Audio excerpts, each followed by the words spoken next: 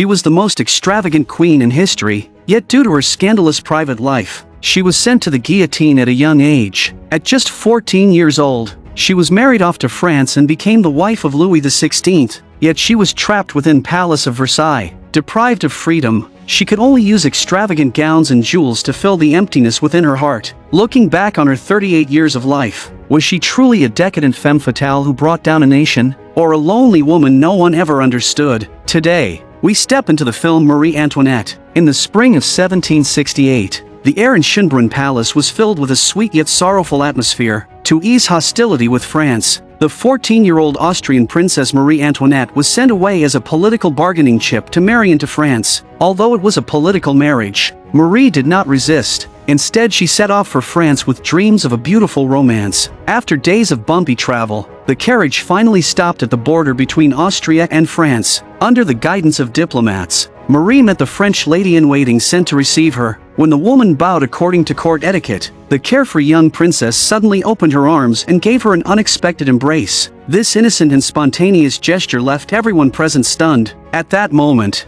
Marie had not yet realized that her carefree days had come to an end. She bid farewell to the attendants who had accompanied her since childhood, holding back tears in her eyes, yet turning around with a proper smile. But they would not even allow her to keep her last emotional attachment. According to French royal tradition, the bride could not retain anything from her homeland. She had to fully adopt the customs of her new country. Thus, she began to remove her clothes, personally experiencing the process of her identity being stripped away piece by piece. Standing under the scrutinizing gaze of others, she changed into towering French hairstyles, tightened into corsets, and expanded into grand skirts, completing her transformation from an Austrian princess into the Dauphine of France. This symbolic ritual seemed to foreshadow her future life, forever manipulated by others, forever unable to control her own fate. After the long journey, Marie finally met King Louis XV. He was a ruler with sharp eyes and a cynical smile. His gaze toward her carried both an appreciation for youthful beauty and a calculation of political value. Introduced by the old king,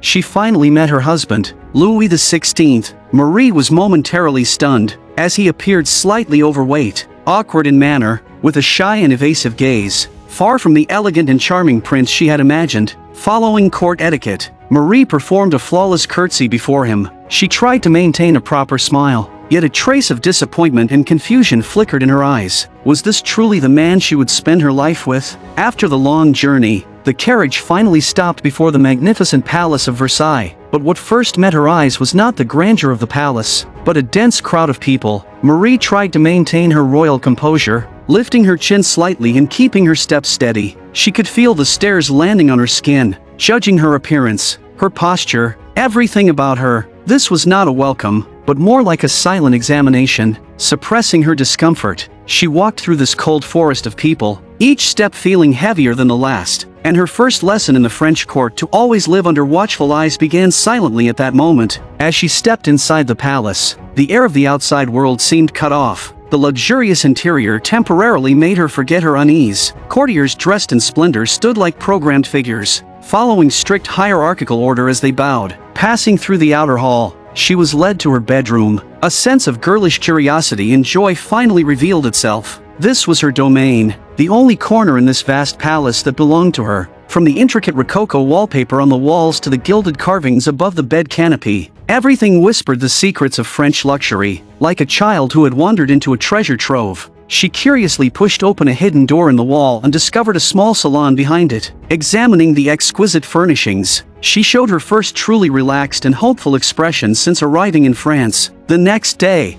under the gaze of countless nobles, Marie and Auguste completed their wedding ceremony. The old king, with a meaningful smile, offered a blunt yet pressuring blessing. To the Dauphin and Dauphine of France, may you have many healthy children and produce an heir to our throne.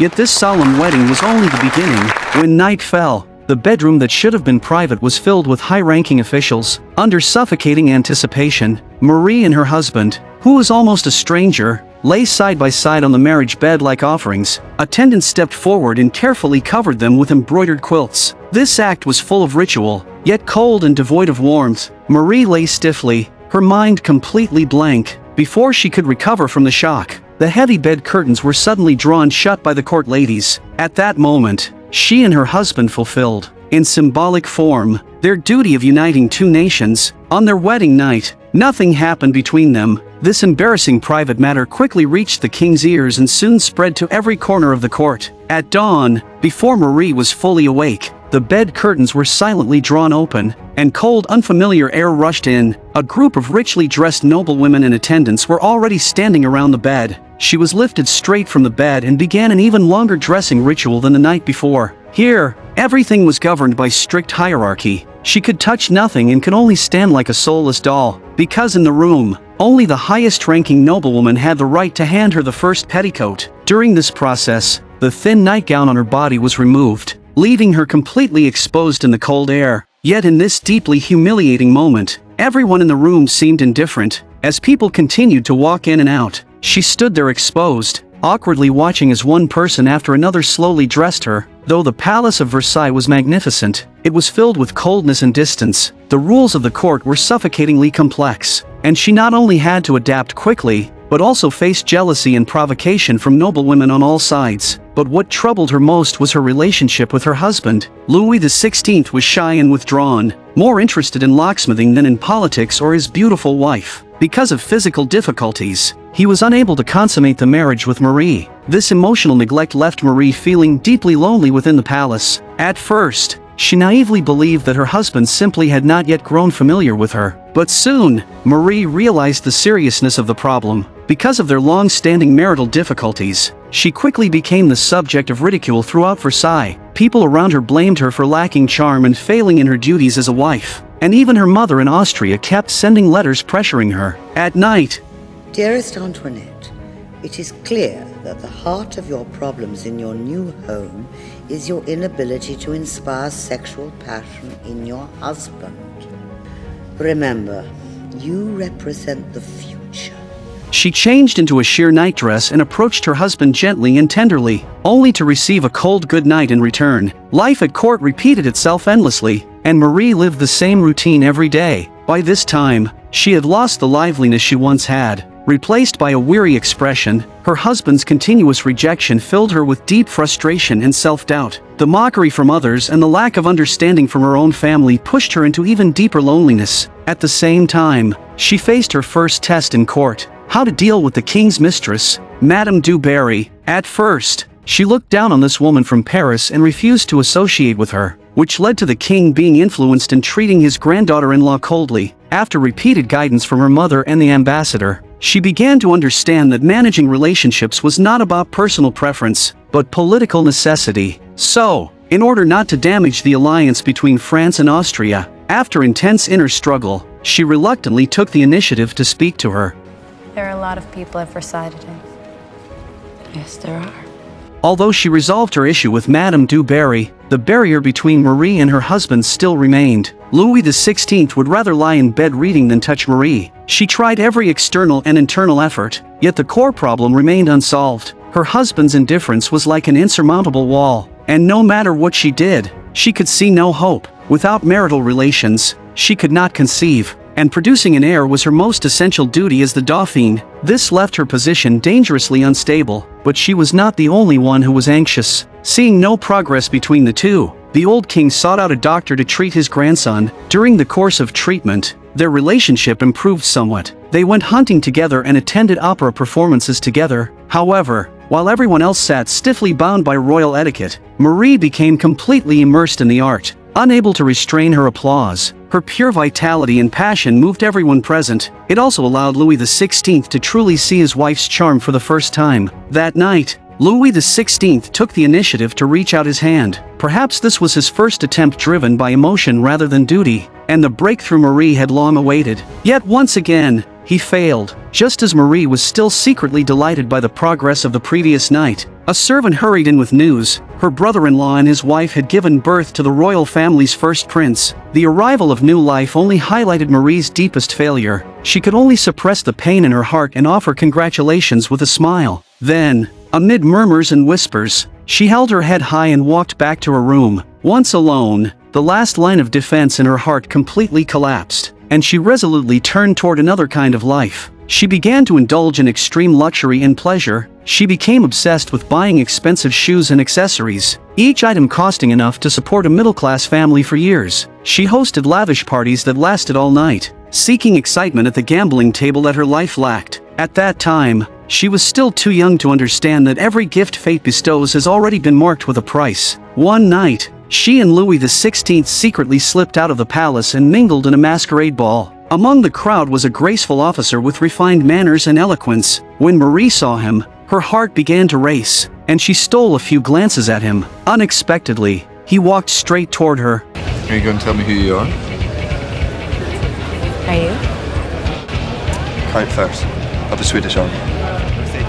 Count first. On that night filled with chance and passion, she did not linger long, leaving only a vague silhouette before disappearing into the noisy crowd. Not long after, the old king, Louis XV, passed away. The young prince was pushed onto the throne in confusion, at a loss. He held his wife's hand and knelt down, praying devoutly for God's blessing. At the coronation, Marie looked at her husband's fragile shoulders and truly felt the weight of destiny. Overnight, she went from Dauphine to Queen of France, and everyone was expected to obey her. Her behavior became even more unrestrained, with piles of gold coins on the gambling table, endless foam in her wine glass, and birthday celebrations of extreme extravagance. The echoes of flattery and congratulations still lingered in her ears one moment, and the next she was by the lakeside watching the sunrise with her friends. The dawn that once moved her now felt blinding and exhausting. Life seemed to play a joke on her, as she suddenly had everything, yet felt nothing inside. After Louis XVI ascended the throne,